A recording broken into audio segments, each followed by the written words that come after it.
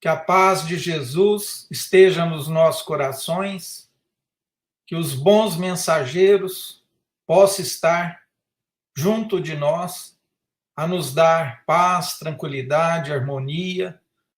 O título do nosso estudo é Lei de Justiça. E é interessante, né, que a justiça, ela sempre está sendo necessário o seu aprimoramento, a justiça humana. Porque os códigos civis de toda a humanidade precisam serem reformulados constantemente. Porque o nosso entendimento de justiça, no mundo de expiação e provas, não ainda está completo. Se nós compararmos a nossa justiça humana e a justiça divina, ainda existe um grande hiato entre essas duas justiças. É lógico que na história humana, a justiça dos homens, ela está evoluindo constantemente. Basta ver que em determinada época, a mulher não poderia nem trabalhar fora, não poderia votar, não poderia dirigir, ocupar um determinado cargo numa empresa. Então, veja que até essa diferenciação entre os gêneros mostra que a nossa justiça humana está em evolução. E para nós compreendermos melhor o que é justiça, vamos recorrer ao Livro dos Espíritos, lá na questão 875, onde Kardec indaga aos espíritos superiores. Como se pode definir a justiça? E os espíritos superiores nos dizem: a justiça consiste no respeito aos direitos de cada um. Olha que breve resposta, mas que envolve um conhecimento, uma racionalidade muito grande. Porque nós sempre, quando vamos abordar a justiça, primeiro nós nos consultamos. Então, a minha experiência em relação a determinado caso, eu julgo assim.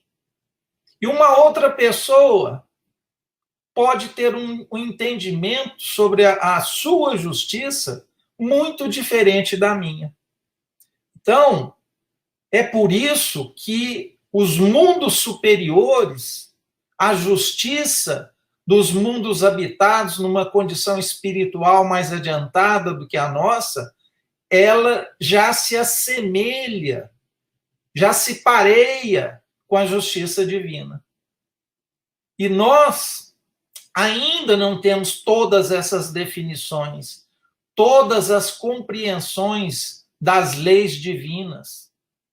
E é interessante que quando nós abordamos a nossa consciência sobre o que é uma justiça, nós podemos, em um ano, dar um veredito e no ano seguinte, de acordo com o nosso desenvolvimento, com a nossa experiência, com a aquisição de novas bagagens, nós mudarmos o nosso veredito.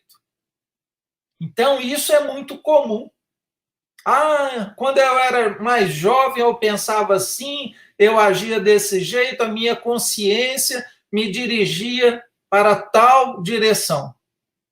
E mais maduro, esse comportamento já se modifica.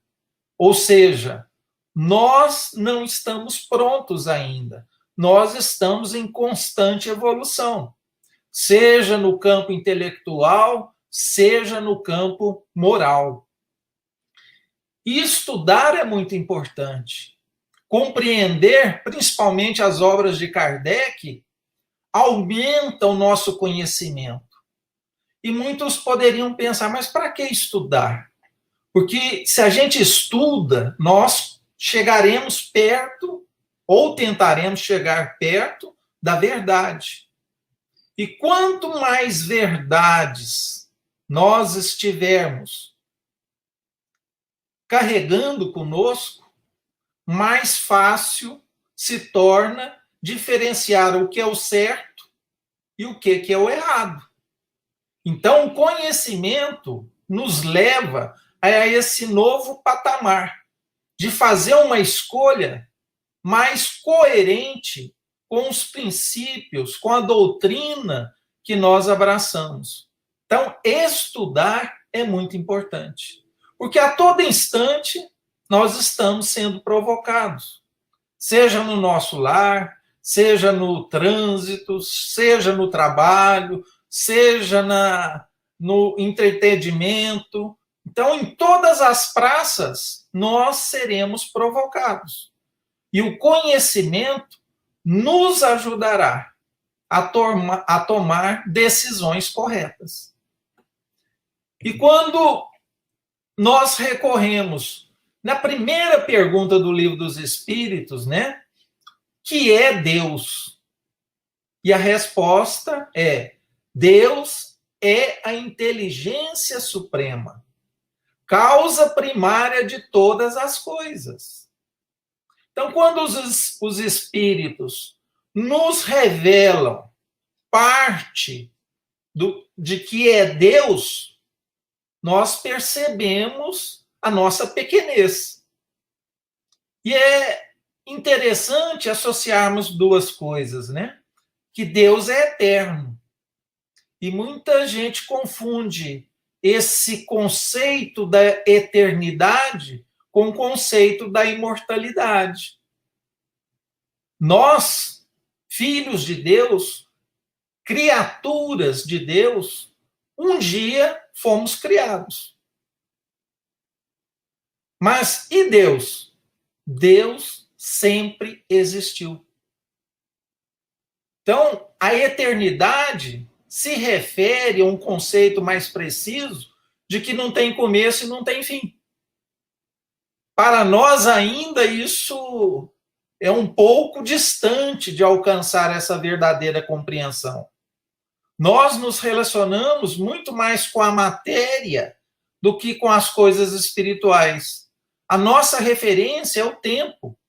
Na hora que o sol nasce, na hora que o sol se põe, o relógio, a cada hora, a cada 24 horas um dia, 365 dias do ano, se completa um ano e assim por diante. Então, a nossa referência de tempo, espaço, coisas materiais e coisas espirituais, ainda não é aquilo que nós um dia nos tornaremos, a ter uma compreensão horizontal, profunda, e ter o entendimento daquilo que nós não conhecemos hoje. Então, os Espíritos revelam nessa questão de número 1 do Livro dos Espíritos algo ao nosso alcance. Aqui está toda a definição de Deus? Lógico que não. Então, compreender Deus ainda é uma dificuldade nossa. E as suas leis? É mais difícil, né? Então, é através da vivência, das experiências, das inúmeras reencarnações que passaremos, que nós um dia, ao nos tornarmos espíritos puros, teremos a verdadeira compreensão de Deus. Conheceremos Deus na sua intimidade. E sabendo dessa intimidade, seremos cooperadores diretos de Deus. Então, a lei divina, ela é perfeita. Ela é imutável. Ela não precisa de ajustes, de reformas, porque ela procede de uma entidade extremamente superior, que é Deus. Então, Deus, quando realiza suas obras e coloca ao universo a sua lei, isso é perfeito, é imutável. E a lei divina, ela não serve só para o nosso planeta Terra. Todos os planetas habitados, diante das inúmeras categorias de mundos habitados, a pluralidade desses mundos, a lei divina é a mesma. Seja através do estado que nós estamos na atualidade, que é um espírito encarnado no mundo físico, a lei é a mesma em diferentes mundos. E a lei também é a mesma no mundo espiritual. Espíritos encarnados e espíritos desencarnados são submetidos a esta mesma lei. Então é por isso que a atenção, a abordagem aos conhecimentos que a doutrina nos proporciona, o esclarecimento, a consolação, isso nos fortalece a adotar práticas mais coerentes com a nossa compreensão.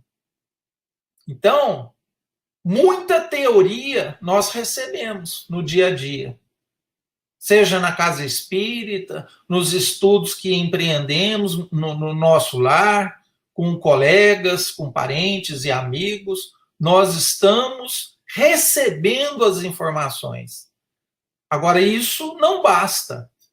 O conhecimento em si é muito bom, mas é necessário dar fluidez a esse conhecimento, adotar práticas daquilo que nós recebemos na teoria.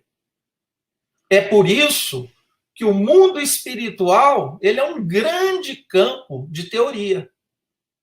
Então, quando estamos desencarnados, com a possibilidade de frequentar uma colônia espiritual, de estar junto de entidades esclarecedoras, espíritos que nos darão conselhos, esclarecimentos, ensinamentos, isso é teoria. Mas é no campo físico, é no corpo de carne que o espírito mergulha e sofre a reencarnação, é ali que se opera o campo prático destas teorias. Então, com o esquecimento do passado, reunindo espíritos, situações, um lar condizente com as nossas possibilidades. É aí que nós seremos testados. E é por isso que a Terra é chamada, de mundo de provas e expiações. Diante desta condição, conhecendo e praticando as leis divinas, essas que serão as nossas assessoras ao processo de emancipação espiritual, de conquistas, a chegar à pureza espiritual, onde o espírito não terá mais a obrigatoriedade de reencarnar, porque já conquistou tudo de forma intelectual, de forma moral, que os mundos habitados são capazes de nos ensinar. Então veja que Emmanuel já comentava, nós, no planeta Terra, nós estamos muito mais próximos da nossa origem, que é a nossa criação, do que da nossa destinação. Então vejam o longo caminho, mas caminho que se revela com alegria, com conquistas, com esforço, com dedicação. Então isso é que é o combustível a nos oferecer nessa longa estrada a possibilidade do crescimento, da educação do espírito. E quanto mais for elevado o mundo habitado, quanto melhor, mais aprimorado for esse mundo, as leis civis daquele mundo se aproximam das leis divinas. Então veja que hoje a Terra, possui mais de 30.000 crenças religiosas, credos religiosos, para entender uma pessoa que é Deus. Então, um mundo ditoso, um mundo celeste, terá as religiões que nós conhecemos na atualidade? É lógico que não. Porque nesses mundos, a ciência já é a própria religião do espírito. O próprio espírito, adiantado moralmente e intelectualmente, capaz de vivenciar os dois planos concomitantemente, que é o plano físico e o plano espiritual, terá mais liberdade, mais compreensão, mais ações recomendadas pelas leis divinas. E quando nós tocamos no assunto do universo, o Livro dos Espíritos, na questão número 27, nos revela algo que a ciência ainda tem dificuldade de entender. Então veja que há mais de um século e meio atrás, Kardec já nos trouxe esse esclarecimento. A questão de número 27. Há, então, dois elementos gerais do universo, a matéria e o espírito? Indagou o codificador. E a resposta, sim, e acima de tudo, Deus, o Criador, o Pai de todas as coisas. Deus, espírito e matéria constituem o princípio de tudo que existe. Deus, espírito e matéria. Então, isto é o quê? A trindade universal. Deus, criador de tudo, a matéria, pela qual nós temos necessidade dela, e os espíritos.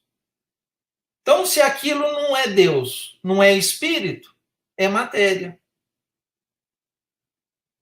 Ah, mas então, quando nós pensamos, ou quando nós dirigimos o nosso pensamento com concentração, com fé, trabalhando a nossa vibração a favor de alguém ou de alguma situação, o que eu estou emitindo? Matéria.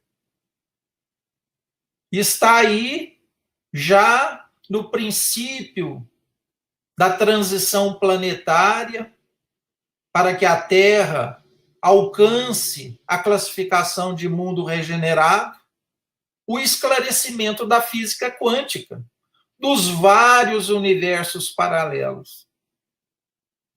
Que aquilo que não é matéria é outra coisa. E o que a doutrina espírita nos ensina? Se não é Deus, é espírito. Olha o plano físico e o plano espiritual entrelaçados um ao outro. Que através da mediunidade de determinadas pessoas é capaz de colocar em comunicação esses dois planos, que ainda é necessário. E alguém poderia pensar, então no mundo mais adiantado, a mediunidade que nós conhecemos hoje não será mais necessária? Com certeza. Então, a mediunidade é algo para nos dar um auxílio, nos proporcionar uma facilidade de entendimento. Um espírito, no mundo ditoso, no mundo celeste, ele já reúne a possibilidade de comunicar tanto no mundo físico como no mundo espiritual. Um espírito puro, ele vê Deus, ele conhece Deus na sua intimidade. Então é por isso que essa questão de número 27, ela nos alicerça a construir sobre esse conhecimento algo que a humanidade não foi capaz de entender no passado. Então, o processo de enriquecer, de conhecimento, de intelectualidade, passa pela aceitação desse processo. Que ora estamos num corpo físico, ora estamos fora do corpo físico. A morte de nada atormenta um espírito que já é emancipado, porque sabe, já vive o outro lado. Ele não tem dúvida, ele tem certezas. Então, isso fica mais fácil de entender e de praticar a lei de Deus. Em Mateus, no capítulo 6, versículo 33, ele nos fala, mas, através do Cristo, mas buscai primeiro o reino de Deus e sua justiça, e todas essas coisas lhes serão acrescentadas. Se a gente pudesse ler isso todo dia, escrever essa frase, fixar ali no painel do carro, na porta, na escrivania, no computador, no monitor, isso seria de grande auxílio. Porque quem procura o reino de Deus e a justiça, ele já está bem orientado.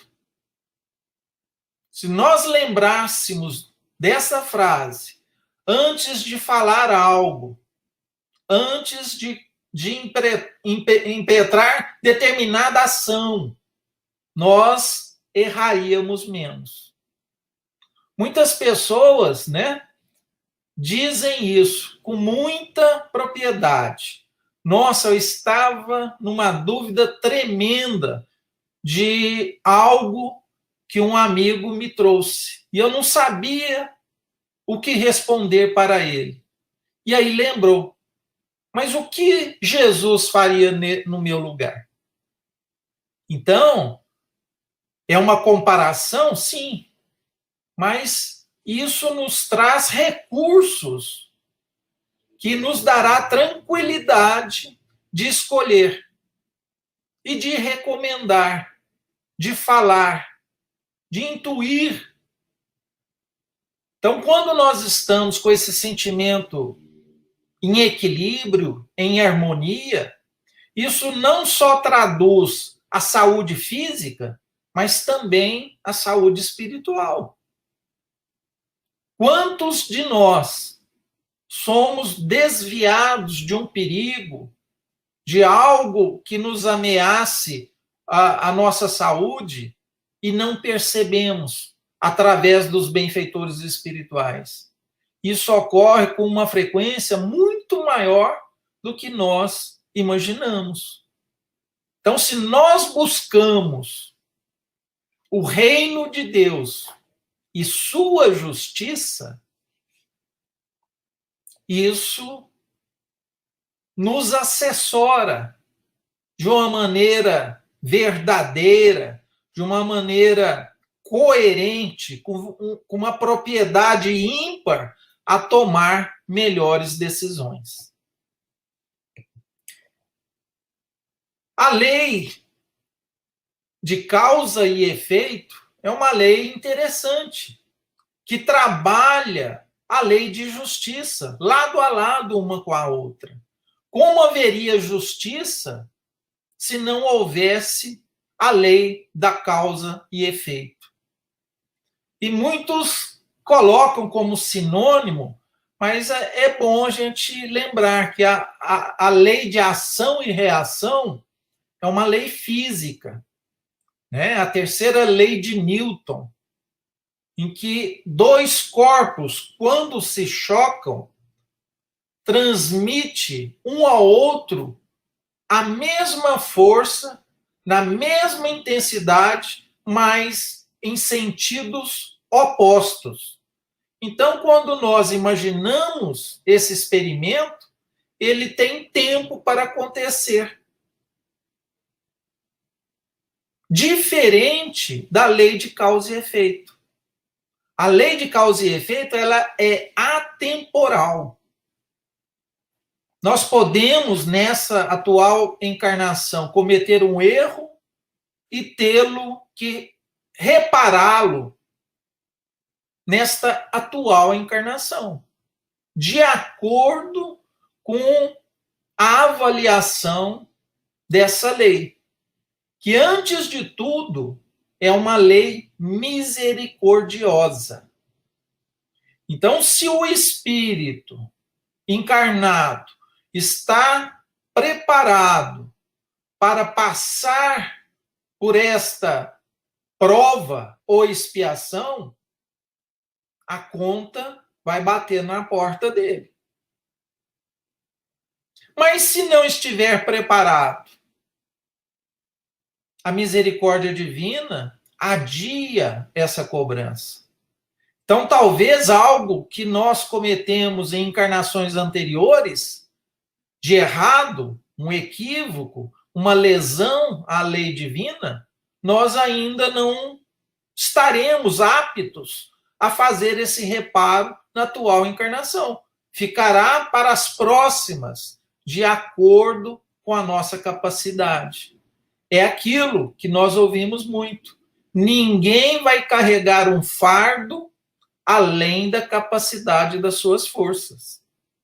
Então, a lei de causa e efeito, ela trabalha em harmonia, no mesmo compasso, a reabilitar os espíritos, mas num momento propício. E não há uma justificativa de reparação idêntica. Então, quando nós observamos a lei de ação e reação, são forças que o outro objeto vai receber na mesma intensidade. Então, um exemplo, né, que às vezes nós observamos. Um general, numa guerra, onde havia vários soldados inimigos capturados, e ordenou o fuzilamento desses soldados, esse general, ele terá que ser fuzilado para reparar o seu erro, o seu equívoco? Nem sempre. Então, a lei de causa e efeito também dá ao espírito, aliado à misericórdia, a adaptação para a reparação desse erro. Então, se esse general reencarna, e de acordo com o planejamento reencarnatório e a avaliação da espiritualidade, talvez ele reencarne como médico e tenha que salvar muitas vidas. Compreendem que o peso que nós carregamos é de acordo com as nossas possibilidades?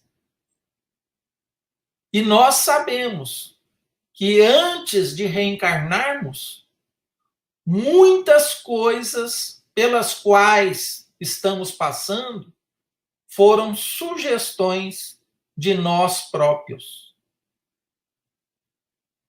Então, nós contribuímos também no planejamento reencarnatório, escolhendo determinados gêneros de prova. Mas isso não compete na integridade ao espírito reencarnante. Porque há irmãos que não têm nem condições de fazer essa escolha. Talvez algum espírito mais angustiado, inquieto, ansioso, ele queira passar por provas muito difíceis e que não terá condições de suportá-las. Se nós já temos dificuldades com as atuais aflições, que dirá se nós colocássemos mais dificuldade ainda?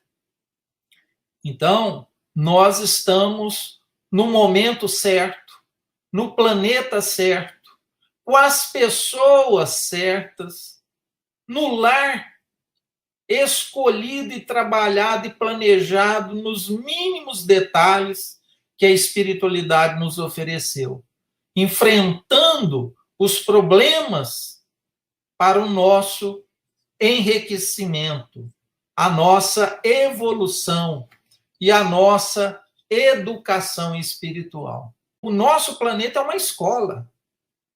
Se assemelha muito à escola, que nos oferece uma grade de matérias, né, de ensinos a nos favorecer, a trabalhar as nossas imperfeições morais e evoluí-las para as virtudes.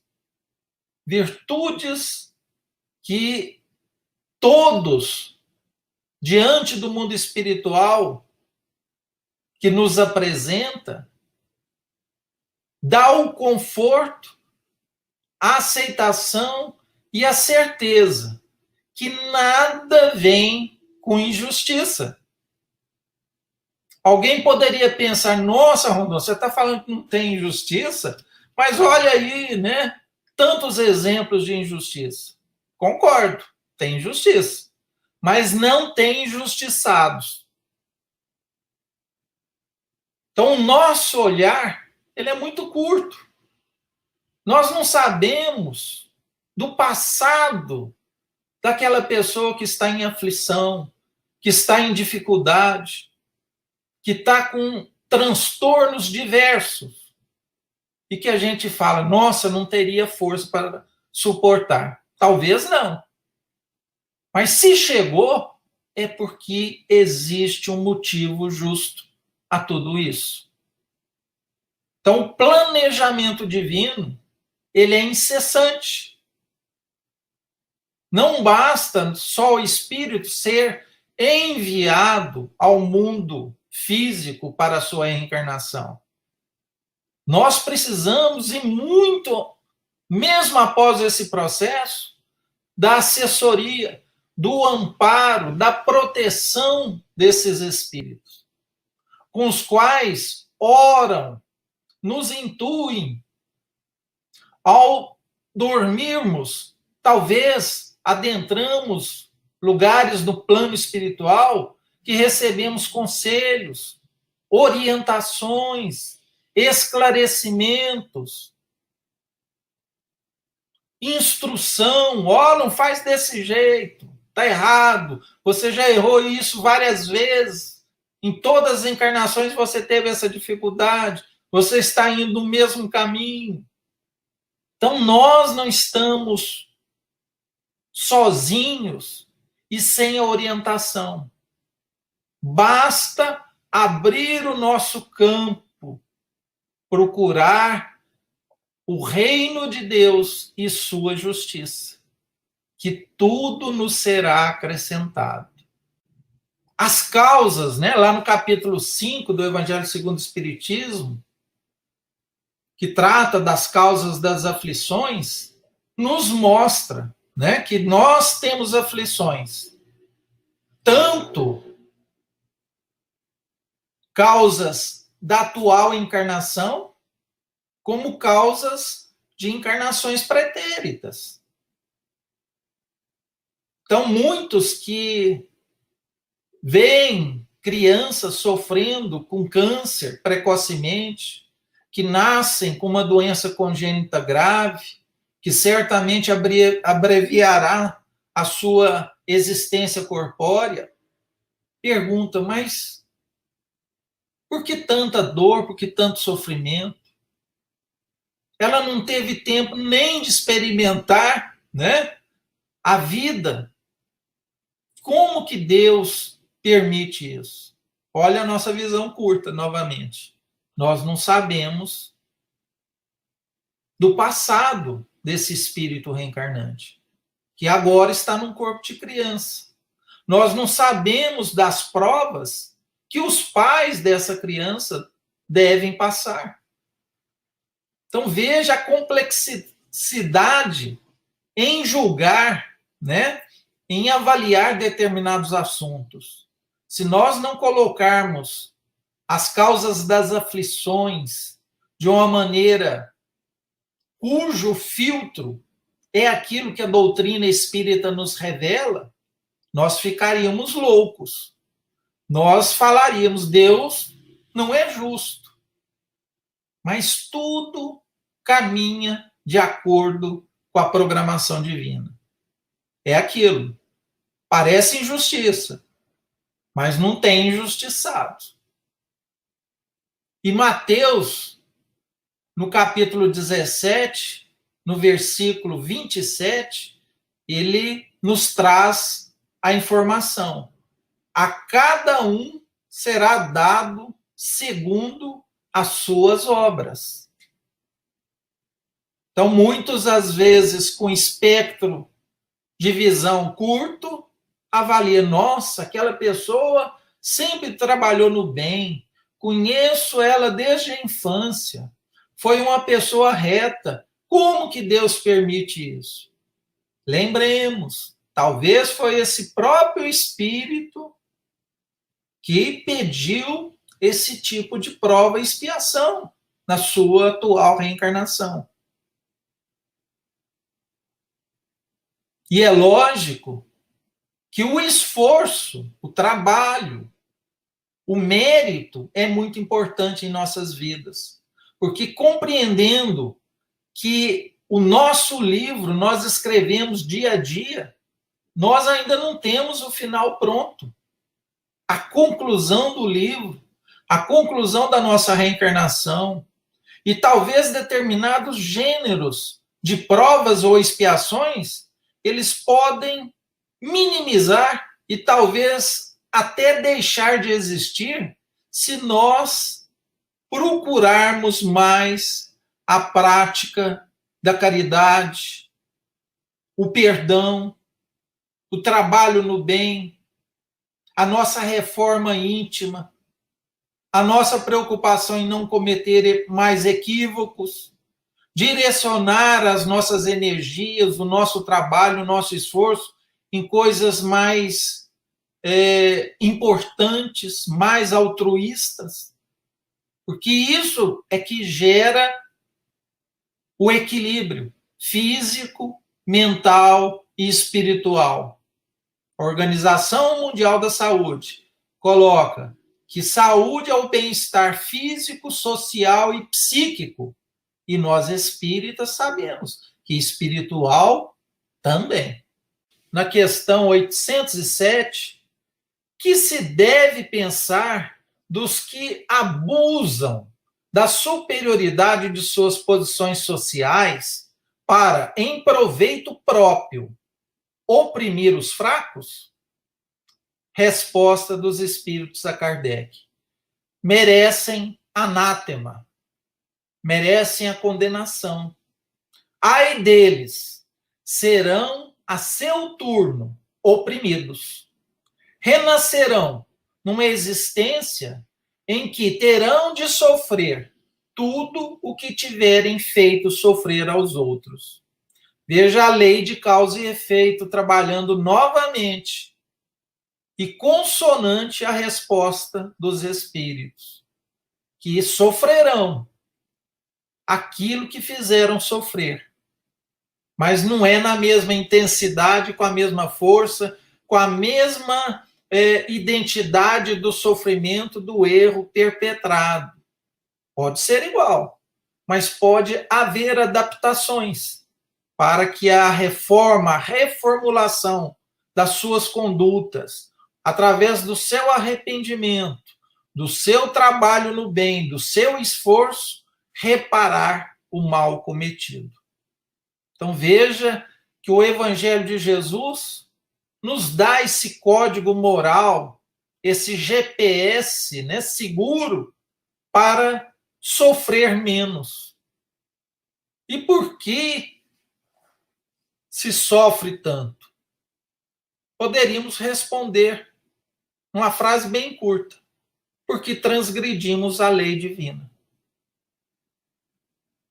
Toda vez que estamos nos esforçando no trabalho, no bem, nós estamos conjugados, caminhando lado a lado com a lei, com a justiça, a lei de amor e justiça e caridade, né, que é tanto falado. Então, se nós estamos próximos disso, não afastamos dessas leis, nós estaremos impedindo o erro, o equívoco e, consequentemente, errando menos, sofrendo menos, tendo menos aflições. Nós devemos lembrar que a lei de justiça se encontra mesclada com as demais leis morais. No Livro dos Espíritos, cuja primeira é a lei divina ou natural, a lei de adoração, a lei de trabalho, a lei de reprodução, de conservação, a lei de destruição de sociedade, a lei do progresso, de igualdade, de liberdade, de justiça, amor e caridade. Então, essas 11 leis morais, elas se entrelaçam com a lei de justiça. Imaginem se nós não tivéssemos a oportunidade da reencarnação. Como que se processaria essa lei?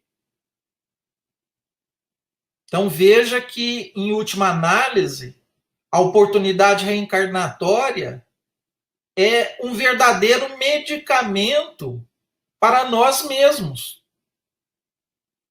É lógico que existem medicamentos mais tranquilos de tomá-los e há medicamentos mais difíceis. Mas isso segundo a cada um das suas obras. Então, no Livro dos Espíritos, na questão 886, Kardec indagou: qual o verdadeiro sentido da palavra caridade? Como a entendia Jesus? Kardec foi firme, né? E a resposta: benevolência para com todos, indulgência para as imperfeições dos outros, perdão das ofensas. Então veja que perdoar alguém, a si mesmo ou outra pessoa, é algo que alinha com os princípios das leis morais. Então, sem dúvida nenhuma, a falta do perdão, do auto-perdão ou do perdão, é um fardo muito pesado que carregamos. Isso nos inibe a alcançar patamares mais adiantados na nossa existência. Imagine alguém que vai escalar uma montanha e coloca em sua mochila blocos de pedras. Não perdoar é isso. É estar diante de um desafio sem ter as plenas capacidades de vencer esse desafio. Então, aproveitar e caminhar junto e perdoar as pessoas é algo que nós devemos fazer constantemente. Se nós perdermos a oportunidade reencarnatória de estar ali diante do adversário que nos causou problemas e não perdoá-lo, talvez esse perdão se estenderá num tempo maior a ser trabalhado. Porque ninguém garante que nós estaremos juntos no mundo espiritual. Há muitas moradas na casa do Pai. Então, talvez aqueles adversários demandarão mais tempo para se reencontrar novamente e entender a necessidade do perdão. Então, a benevolência é algo, é uma prática que temos que trabalhar constantemente. À semelhança daquilo que o Evangelho, segundo o Espiritismo, comenta os caracteres do homem de bem, então, a primeira coisa é procurar amor e caridade. Então, o homem de bem Ele tem a propriedade de se preocupar com o outro antes de si mesmo, de ficar incomodado com as injustiças que chegam ao seu irmão, ao seu próximo. Então veja que o homem de bem, ele já reúne características dessa emancipação espiritual e moral que nós buscamos, empreendemos. Então, o mundo regenerado, ele terá como atração, como afinidade, aqueles que, em prática, perseguem e buscam praticar o bem. Porque senão, não evolui.